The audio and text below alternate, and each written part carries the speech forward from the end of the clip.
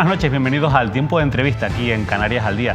Llevamos varios programas analizando con diferentes colectivos los próximos presupuestos del Gobierno de Canarias, que como saben todavía están en fase de debate parlamentario. Ahora se están presentando las enmiendas y veremos cómo cambian de la inicial propuesta que ha hecho el Gobierno a lo que finalmente se ha aprobado como ley por el Parlamento de Canarias. Nosotros hoy vamos a conocer cuál es la posición que tiene el Grupo Parlamentario de Nueva Canarias, el bloque canarista, con respecto a estos presupuestos, y lo vamos a hacer a través de la presidenta de este grupo parlamentario, Carmen Hernández, que ya nos acompaña. Carmen, muy buenas noches, gracias por estar en Mírame Televisión.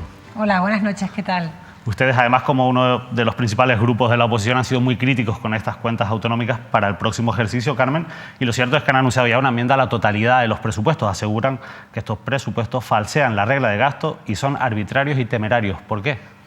Bueno, primero creemos que son unos presupuestos que en principio además no cumplen con el mayor compromiso electoral del PP y de Coalición Canarias, que era bajar el IGIC.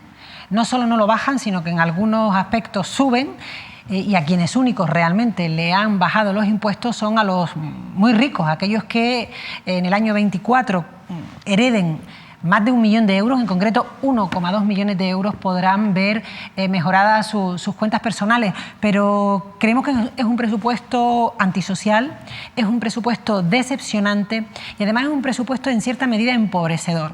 Decimos que es antisocial porque no ha habido una apuesta verdadera por los derechos sociales. Es más, la ley canaria que promueve los derechos sociales, la ley canaria de servicios sociales, obligaba que en este presupuesto aparecieran 55 millones y tan solo aparecen 33. Pero además son decepcionantes porque, hablaremos de las universidades canarias, están generando con este presupuesto, le van a generar un problema muy serio, ponen en riesgo la viabilidad, la sostenibilidad económica, como han dicho ambos rectores de la Universidad de La Laguna y de la Universidad de Las Palmas. Y yo digo que son unos presupuestos empobrecedores porque no apuestan por la economía del conocimiento.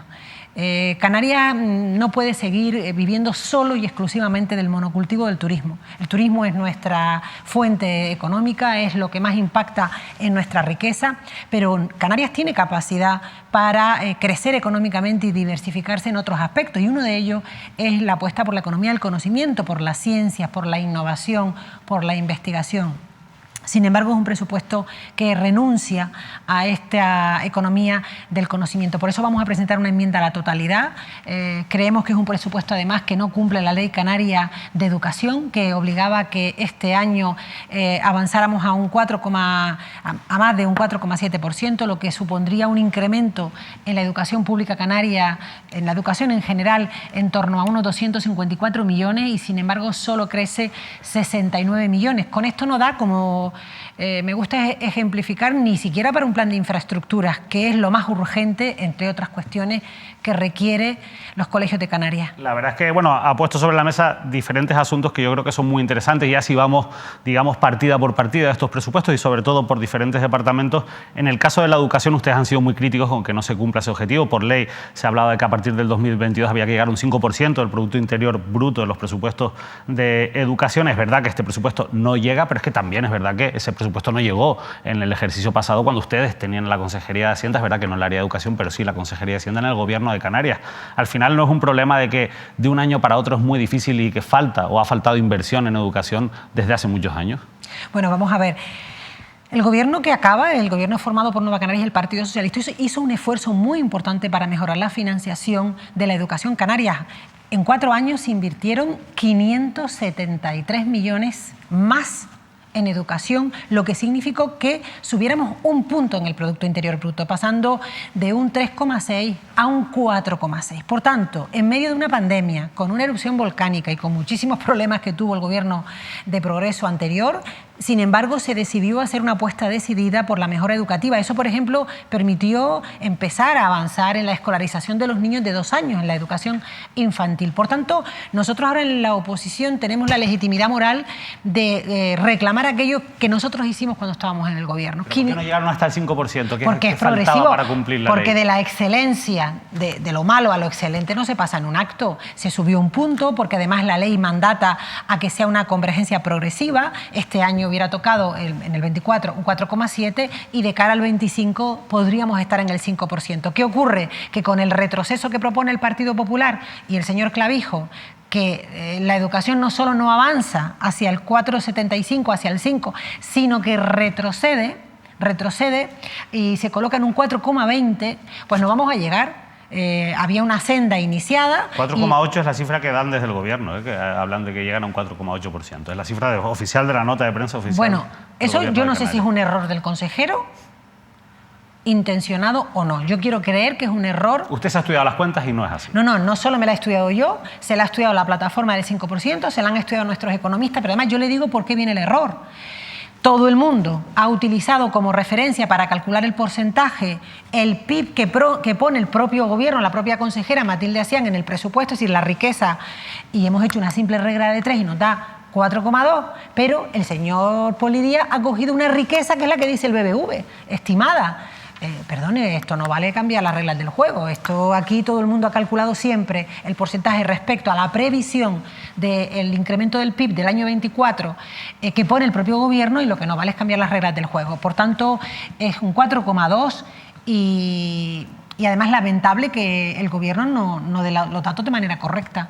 Lo cierto es que hablaba también usted de la situación de las universidades canarias. Nosotros hemos hablado también con los rectores en diferentes programas y hablan de incluso la posibilidad de caer en quiebra técnica. Las posibilidades de financiación, de obtener ingresos son muy limitadas y lo que llega de la comunidad autónoma es fundamental. El gobierno de Canarias defiende que ha aumentado la partida para las universidades canarias, esto es cierto, pero no es suficiente, obviamente, para cubrir esas necesidades, sobre todo porque hasta ahora han tenido que vivir tirando de los remanentes, ¿no? Como nos explicaba, por ejemplo, el rector de la Universidad de Las Palmas de Gran Canaria el jueves. ¿Cómo se puede solucionar esto? Lo digo porque al final, si uno se pone a analizar un poco cómo ha progresado, digamos, la situación financiera de las universidades, nos vemos con que es un problema, es un agujero bastante profundo el que tienen. ¿Es suficiente con lo que puede llegar de la comunidad autónoma? ¿Tiene músculo suficiente el gobierno, ustedes creen, para poder mantener a las universidades? Tenemos que tener músculo. Nosotros no podemos renunciar a las universidades canarias. Hay gente como yo que pudo ir a la universidad porque existía una universidad pública en Las Palmas de Gran Canaria. Si no, yo no hubiera podido ir a la universidad. Mi madre era viuda y como yo, muchísimos canarios y canarias que solo han podido acceder a los estudios superiores gracias a que Canarias tiene 2 universidades. Por tanto, a lo mejor en Canarias no hay dinero para otras cosas, pero para universidades tiene que haberlo y lo hay. Lo hay porque este presupuesto crece en 1.121 millones. Si no estamos en un presupuesto de recorte, es que estamos en un presupuesto que crece. Pero crece de verdad porque ustedes han criticado también un poco los ingresos, hablan de que son ingresos irreales en muchos casos. Bueno, la realidad es que este gobierno ha cogido 1.121 millones en la estructura de gasto y lo ha repartido. Y nosotros decimos, de esos 1.121 millones tiene que haber dinero para financiar lo que le falta a las universidades. Las universidades reclaman 20 millones y se les ha dado 20 millones más y se les ha dado 3,6. 3,6.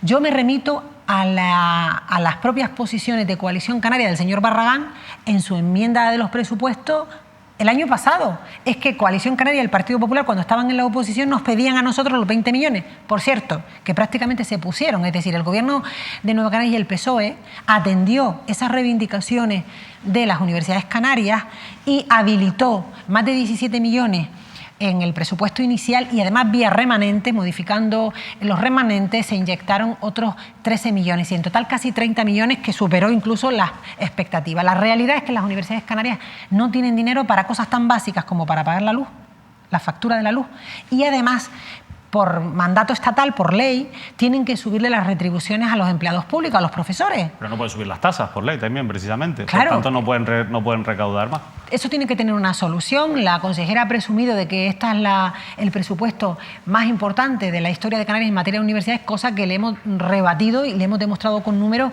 que no solo no es verdad, sino todo lo contrario. Están jugando a algo que yo nunca había visto antes, a 2 cosas. ¿A qué cosa? Primero, están jugando a que los presupuestos, igual que las leyes, tienen una memoria justificativa, es decir, un documento donde te explica el espíritu de su presupuesto.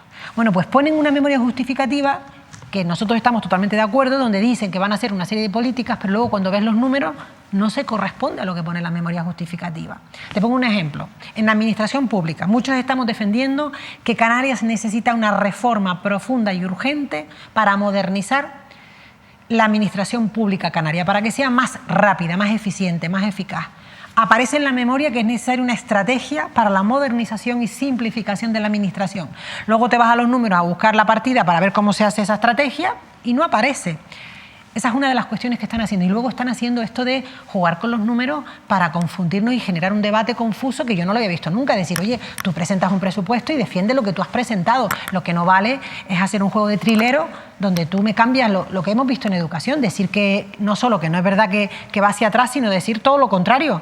Perdón, es que es imposible. Hay una cosa que no entiendo, Carmen, porque escuchándole lo cierto es que habla usted e insiste mucho en los recortes de este gobierno de Canarias en áreas como la ciencia, la innovación, la cultura o las universidades. El gobierno de Canarias ha creado una nueva consejería de universidades, ciencia, innovación y cultura. ¿Me está diciendo que se ha creado esa consejería o se ha creado sin que sirva para aumentar la financiación y los proyectos en estas áreas? Totalmente, bueno. Entonces, ¿para qué se ha creado? Hay más gasto en ciencia, pero para crear una nueva consejería que crece más de 1 millón de euros para crear la estructura, porque son cargos, bueno, pues para crear más cargos políticos. ¿Pero lo que es en el desarrollo de políticas de esas áreas? Todo lo contrario, de los 4 programas que tiene Canarias en I+D+I, en ciencias en global, 3 son recortados. 3 de 4, que tiene que ver con la iniciativa, todo lo que es la innovación empresarial. Es decir, recortan en innovación, tanto hablar de la economía del conocimiento y luego cuando las cosas... Esto es como todo en la vida, la prueba del algodón, vale, está muy bonito lo que tú dices. Ahora, esto es como si en tu casa dijera, oye, es importantísimo comer sano. Y te pones un cartelón en la nevera que pone, hay que comer sano, fruta y verdura. Pero luego cuando vas a hacer la compra llenas el carro de bollería.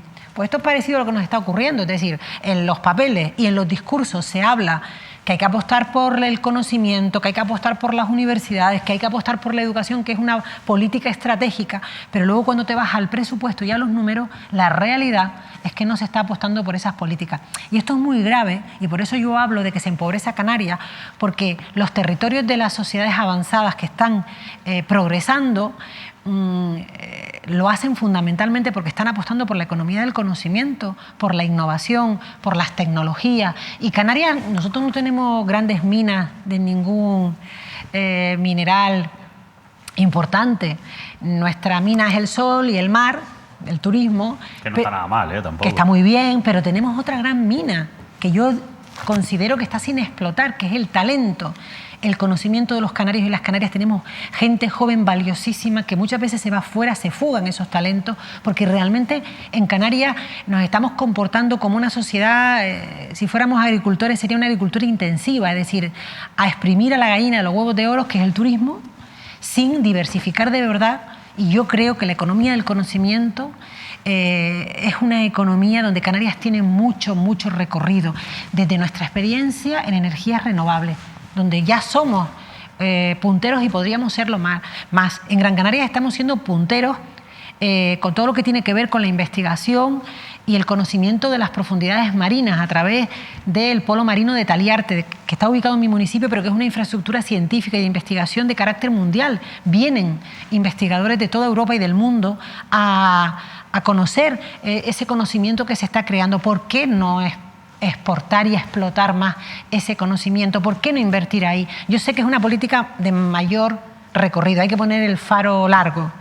Y yo creo que muchas veces nos gobiernan personas con el faro muy corto, puesto en 4 años. Lo cierto es que hablando de faros que se han puesto cortos a lo largo de la historia también de la gestión educativa en este caso, hablaba usted antes que con el presupuesto de educación tampoco da para un plan de infraestructuras realista que aborde todos los problemas que tienen las infraestructuras educativas en Canarias. Y lo cierto es que esto es algo que se ha puesto muy de manifiesto últimamente, sobre todo después de que incluso se tuvieran que suspender las clases por culpa de la ola de calor y porque había centros que no tenían ni siquiera capacidad para poder tener una sombra o un lugar donde resguardarse para tantos niños y niñas.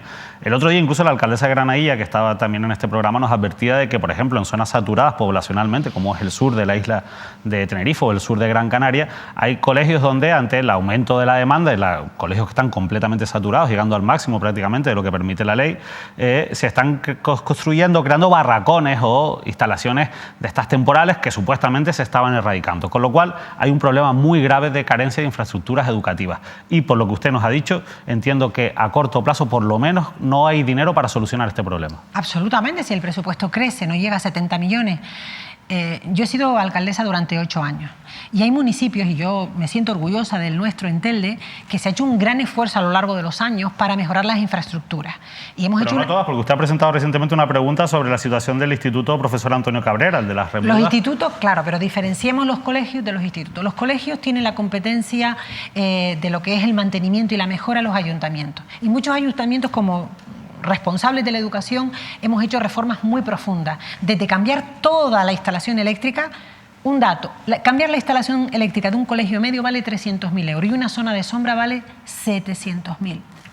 Con esos datos podemos hacernos una idea de lo que nos da con 69 millones para la red de centros que tiene Canarias. Decía que hay municipios que se han implicado y se han comprometido, y yo tengo el orgullo de haber gobernado en uno que lo hemos hecho invirtiendo muchos millones durante 8 años en mejorar las infraestructuras, pero hay otros municipios que o bien no han podido o no han querido invertir. Eso ha generado que Canarias tenga un problema muy serio, primero en el sistema eléctrico. Muchísimos colegios necesitan renovar la instalación eléctrica, colegios e institutos. ¿Por qué? Porque han ido creciendo desde las aulas de informática, los comedores que se han ido ampliando, etcétera, etcétera.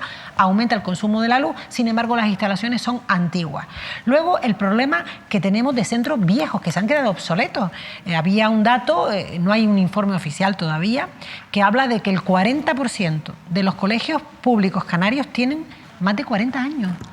Eso significa que en algunos casos habrá que tirarlos abajo y hacer otro nuevo, y en otros habrá que hacer una reforma profunda. Quiero decir con todo ello que Canarias necesita urgentemente un plan para renovar, un plan renove de las infraestructuras educativas. Lo que pasa es que esas infraestructuras no se han envejecido, digamos, en estos meses de gobierno de Totalmente. Coalición Canaria y Partido Popular. Son infraestructuras que, como usted bien ha dicho, vienen de hace muchos años envejeciéndose. ¿Por qué ese plan realista y necesario no se aprobó cuando gobernaban ustedes? Vamos a ver, el plan estaba, se hicieron obras, pero es insuficiente. No fue suficiente. No fue suficiente, pero yo esto lo he dicho en gobierno, en la oposición la otra vez, luego entramos al gobierno y ahora desde la oposición.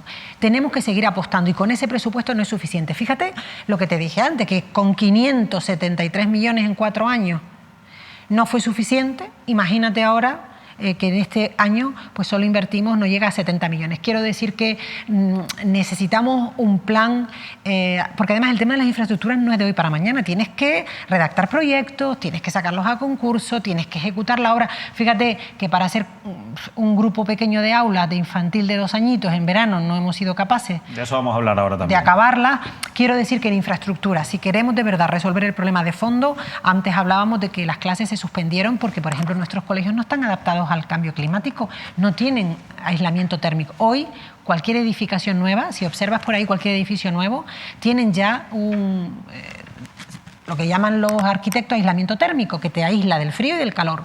Pero estos edificios son tan antiguos que no cumplen ese requisito. Yo creo que tiene que haber un compromiso por este asunto. Estoy convencida que los ayuntamientos además van a ponerse a disposición de la consejería para hacerlo de la mano. Ya se hizo en el pasado, por ejemplo, para retirar el amianto. Se hizo un plan de choque importante.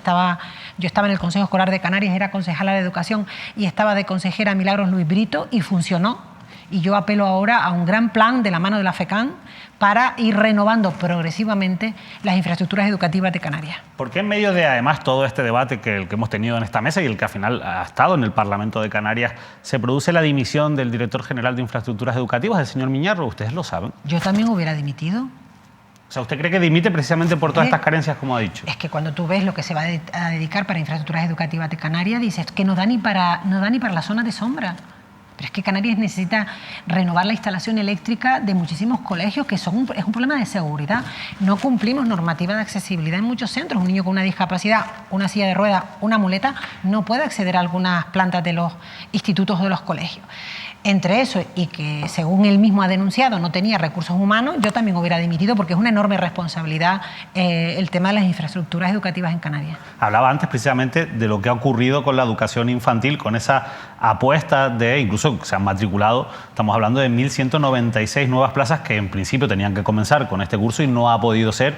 Finalmente, según el consejero, según Poli Suárez, parece ser que se van a retomar en enero. Enero está a la vuelta de la esquina, veremos si finalmente se consigue, pero lo que sí hemos vuelto a ver es algo que usted ha aludido mucho en sus respuestas y es un cruce de acusaciones entre los que gobiernan ahora y los que gobernaban antes, y en este caso con la educación infantil de por medio. Y claro, uno se pregunta, ¿de quién es la culpa? ¿Por qué se anunciaron 1.196 plazas y no se crearon? ¿Es culpa de este gobierno que no terminó esos contratos de adjudicarlos y llevarlos a cabo? ¿O es culpa de que el otro gobierno estaba vendiendo humo y sabía que no iba a llegar a tiempo? Yo lo que sé es que el otro gobierno, con la misma consejería y con 2 meses de verano, porque las obras tienen que ser en verano, fue capaz de poner en marcha 34 aulas y escolarizar entre septiembre y octubre a casi 700 niños.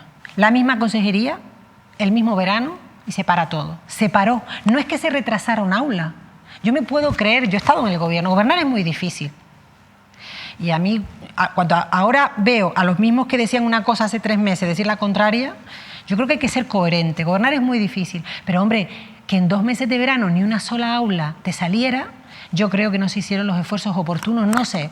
Pero se boicoteó esa medida. No sé si porque alguien se fue de vacaciones o porque directamente se quería contentar a la privada. Recordemos que el Partido Popular, no olvidemos que el Partido Popular fue muy crítico con esta medida de escolarizar a los niños de 2 años en colegios públicos. ¿Pero usted cree que era viable en 2 meses hacer esas obras? Yo no sé si todas las aulas, pero algunas seguro. Y ya te digo yo a ti que seguro. Eso sí, había que estar al pie de obra. La consejera anterior me consta que estaba a pie de obra todo ese verano. Había que estar al lado de las contratas.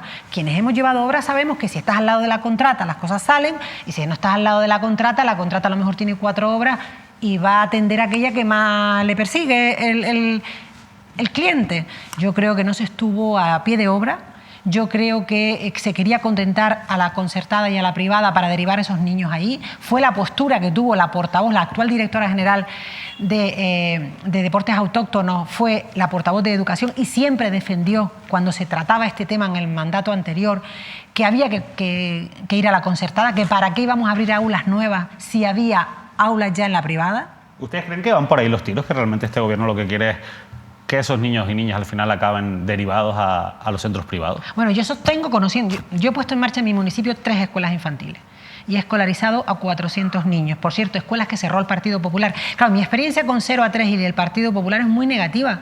En Telde había 3 escuelas maravillosas. Yo era concejal de Educación, llega el Partido Popular, la cierra, echa a los 400 niños a la calle. Todos se fueron a la privada, u otros se quedaron en casa, echó a 40 y pico personas, llegamos nosotros en el 15, arreglamos las 3 escuelas, las abrimos y por tanto yo sé de lo que hablo cuando hablo de 0 a 3 años porque lo he tenido que hacer. Quiero decir con ello que cuando tú mandas a un niño a una escuela infantil es muy difícil que ese niño luego, es decir, la familia, si un niño está adaptado ya en una escuela, luego en enero, febrero, veo difícil que la familia traslade, es que no es ni bueno para el menor. Ya se está adaptando a una escuela, ya se está adaptando a una educadora y ahora trasladarlo a la pública lo veo complicado. Yo creo que no están, en cualquier caso, ustedes están muy motivados por la labor. Ustedes no están en contra, de la derivación, incluso de la opción de un cheque bebé, que es algo de lo que también se ha hablado, de esa posibilidad para que las familias elijan a dónde llevan a sus hijos. Claro, es que esa es la postura más neoliberal, es decir, para que no promovamos nada desde lo público, le ponemos el dinero a la familia en el bolsillo que vayan a donde quieran. Tanto las que tienen muchos recursos como las que no, porque esa es otra. Yo entiendo que estos recursos, estas escuelas infantiles priorizan a las familias que tienen más problemas socioeconómicos, a las familias más vulnerables. Claro, yo cuando algunos grupos dicen, démosle el dinero a las familias, que las familias elijan. Digo, bueno, sí, las familias pueden elegir con su dinero, pero con el dinero de todos, ¿por qué voy yo a financiar la escuela infantil de un rico? Yo me refiero yo como canaria, es decir, los que nos están escuchando, ¿ustedes ven factible que el hijo de un millonario, que en Canarias hay muchos millonarios, le paguemos la escuela infantil? Es que no tiene, con el dinero de todos, con los impuestos. Entonces nosotros no estamos de acuerdo en esos cheques que promueven algunos para todo el mundo. Nosotros creemos que el dinero público tiene que ser para la inmensa mayoría de la población, que es clase media y por supuesto con especial atención a la gente sin recursos. En cualquier caso, ese modelo de apostar por la educación infantil y sobre todo por la implantación de ese primer ciclo en Canarias ha ido a 2 velocidades, si me lo permite. Una, las escuelas que dependen de la Consejería de Educación, que tienen los recursos apropiados y están funcionando en principio bastante bien según los profesionales, y otras las que dependen de la Consejería de Bienestar Social, que van mucho más lento, que tienen menos personal y que, por ejemplo, ha provocado lo que hemos visto estos días, que son protestas de las educadoras en manifestaciones en las que piden pues más recursos porque tienen que verse con aulas con las ratios al límite, 18 niños y niñas en algunos casos, y con solo una persona para atender a esos niños y niñas con edades tempranas de 2 años. Eso ya se ve que es muy complicado. ¿Por qué ha fallado este modelo en ese sentido? ¿Por qué han hecho una educación infantil del primer ciclo de 2 velocidades? Vamos a ver, eso no viene de ahora. Eso viene ya desde hace muchos años y yo creo que no tendríamos tiempo para ver qué ha pasado en Canarias con la educación infantil, que ha sido muy desatendida durante muchos años. ¿Qué dice la ley canaria que se aprueba en el 2014? A partir de ahí debimos unificar todo en una sola red dependiente de la Consejería de Educación, como lo tienen los vascos y los andaluces. Una sola red pública de escuelas a partir de los 2 años, vamos a empezar con los 2 años, porque nadie ha empezado con 0, todo el mundo empieza con los 2 añitos, una red pública donde se unifique todo. Y por tanto yo estoy totalmente a favor de que esas escuelas dependientes de derechos sociales pasen a depender de la Consejería de Educación en las mismas condiciones, con el mismo salario de las educadoras, y que sea además un salario digno. No puede ser lo que hemos observado de una precariedad en el salario de esas trabajadoras. Ese debe ser el objetivo. El objetivo es que Canarias tenga una sola red de escuelas infantiles, de educación infantil de 2 años en los colegios. Es decir, que el niño entra al cole, como en el País Vasco, a los 2 añitos.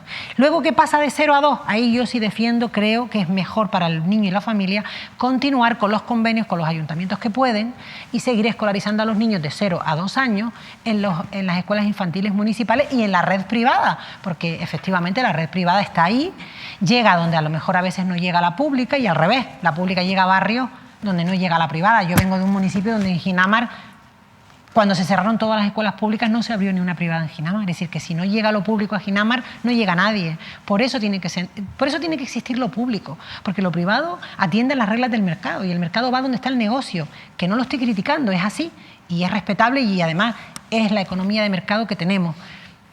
Pero tiene que aparecer lo público para llegar a donde no llega lo privado. La verdad que es curioso porque, sin embargo, por ejemplo, en la Isleta hay 3 colegios concertados, que es una de las cosas que llama la atención, cómo en un espacio tan pequeño puede haber tanta oferta privada, en este caso, o concertada, porque al final no dejan de ser también centros privados aunque tienen esos conciertos. Bueno, vamos a hablar de Telde, Carmen Hernández, porque usted al final ha sido 6 años alcaldesa del municipio, ha sido concejala en varias ocasiones y la verdad es que siempre pues, intenta defender lo que ocurre en Telde. Antes se lo decía, ¿no? Incluso ha llevado recientemente unas preguntas por el instituto para intentar mejorar esas filtraciones que viene padeciendo desde hace tiempo. Bueno, yo quería preguntarle lo primero por los resultados electorales, porque lo cierto es que hubo un castigo en las urnas a Nueva Canarias. Ustedes perdieron 4 concejales y más de 4.200 votos. ¿Por qué cree que los vecinos y vecinas de Telde le dieron ese castigo en las elecciones? Yo creo que la ciudadanía de Telde no entendió que después de haber pagado la deuda, es decir, yo me encontré un municipio no un poco endeudado, el más endeudado de Canarias y el 4º más endeudado de España. Esa fue la herencia que yo recibí en el 2015. Hicimos un trabajo titánico y dejamos un municipio totalmente liberado de deuda, con 3 escuelas infantiles abiertas y con muchísimos proyectos, como puede ser en materia de rehabilitación de vivienda, donde rehabilitamos más de 2.000 viviendas. Bueno, hicimos muchas cosas, pero la ciudadanía entendió, por una parte entendió que ese cambio tendría que ser más llamativo, más radical. Es decir, no entendía que no fuéramos capaces de llegar a las pequeñas cosas como puede ser un alumbrado o un bache. Por otro lado, cometimos no el error, no teníamos capacidad para comunicar lo que hacíamos. Yo no tenía ni una tele ni una radio, como tienen muchos municipios.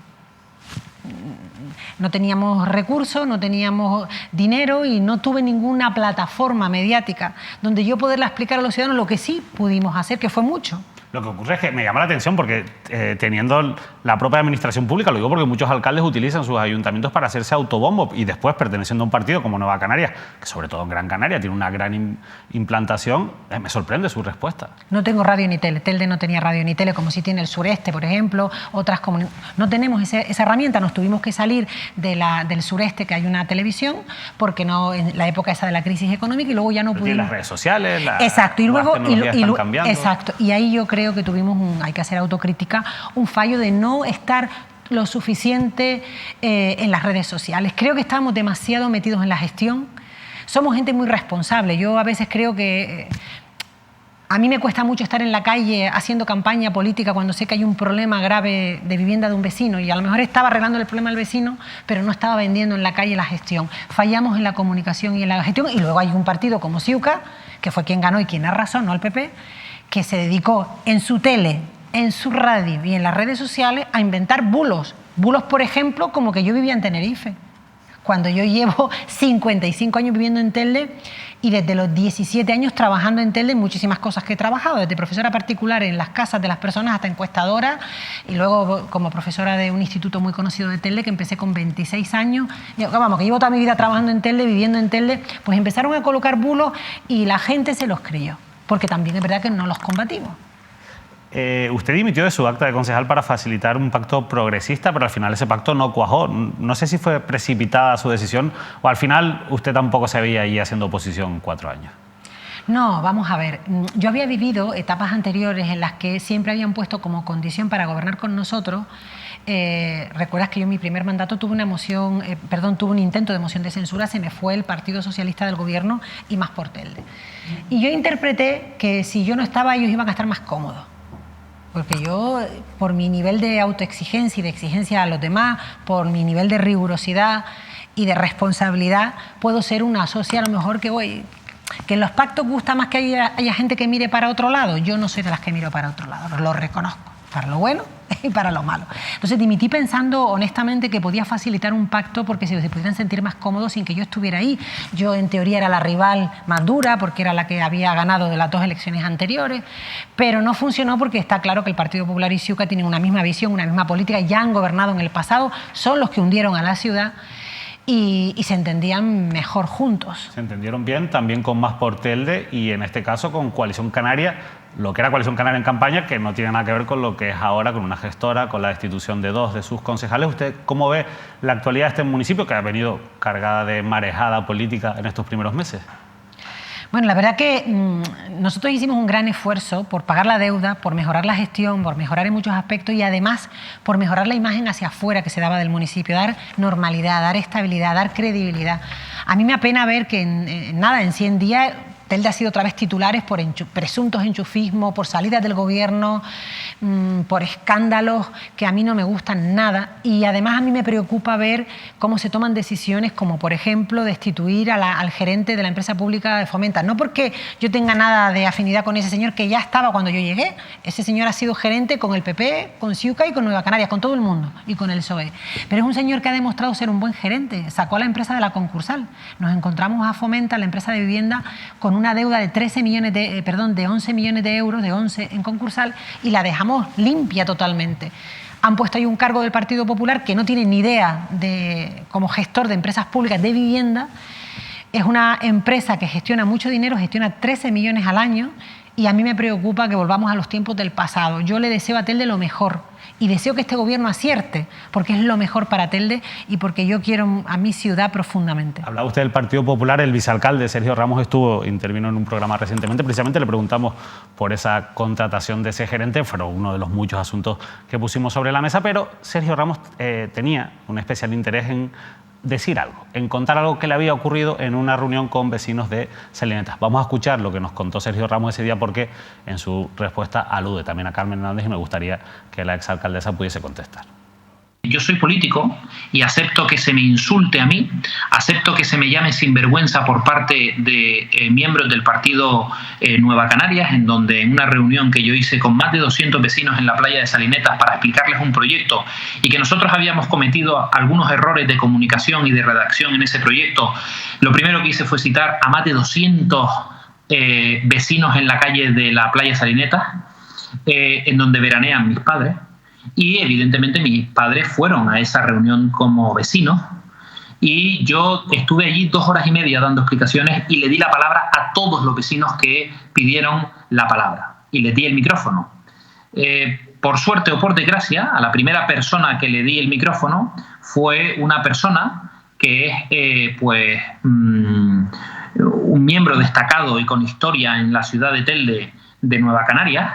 Fue concejala del Ayuntamiento de Telde y además tiene la cosa personal de que es la hermana de la exalcaldesa Carmen Hernández. En donde me llamó sinvergüenza fue la primera palabra que me dedicó, lo cual yo eso se lo puedo admitir porque bueno, pues aquí cada uno es libre de llamar a un político lo que quiera, pero lo que yo no voy a tolerar es que a mi madre, y estando allí presente, se le llamara pija y rica de Salineta.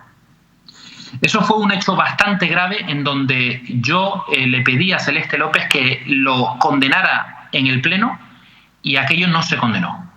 Por tanto, que creo que los partidos políticos, además de intentar bajar los decibelios de la política española y canaria, tenemos que intentar no traspasar una serie de líneas rojas que es la línea de pasar a lo personal. Y aquí se ha hecho. ¿Quiere decir algo? En esa reunión había cientos de testigos, él mismo lo dice. Eso que ha dicho es rotundamente falso.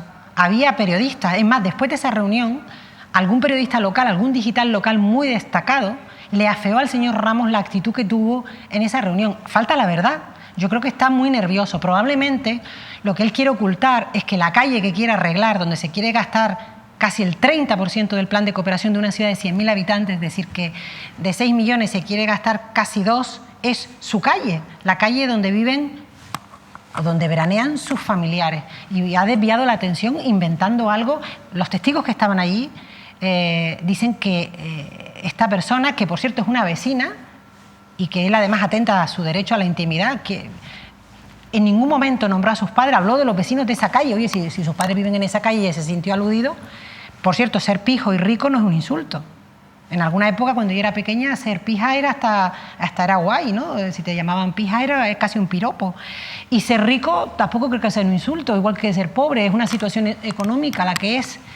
Pero falta la verdad, y yo creo que este señor tiene un problema. Él habla de alentar a la tranquilidad.